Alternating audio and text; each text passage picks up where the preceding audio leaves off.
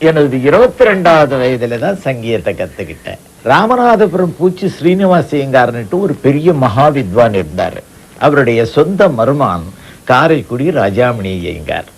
அவர்கிட்ட தான் முறையோட ஒரு 2 வருஷம் நான் சங்கீதம் கத்துக்கிட்டேன். சங்கீதத்துக்கு எனக்கு அஸ்திவாரம் போட்டவர் அவர் தான். ஏன்னா ஸ்வரஜானம் வேணும், ஸ்ருதி ஞானம் வேணும், லயஜானம் வேணும், பாவம் வேணும்.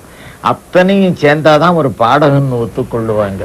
அவர் அந்த பிச்சை எனக்கு போட்டார். நான் படிச்சது 2 வருஷம். படித்த பாடம் என்னன்னா, சங்கீத பிரியர்களுக்கு நான் சொன்னாதான் புரியும். 12 வர்ணங்கள். இந்த 12 வர்ணங்கள்ல 4 அடதாள வர்ணம், 8 ஆதிதாள வர்ணம். ஆக மொத்தம் 12 வர்ணங்கள் படித்தேன். 48 கீர்த்தனைகள் படித்தேன். 2 வருஷ பாடம். பிறகு அரங்கேற்றப்படி எல்லாம் பண்ணேன்.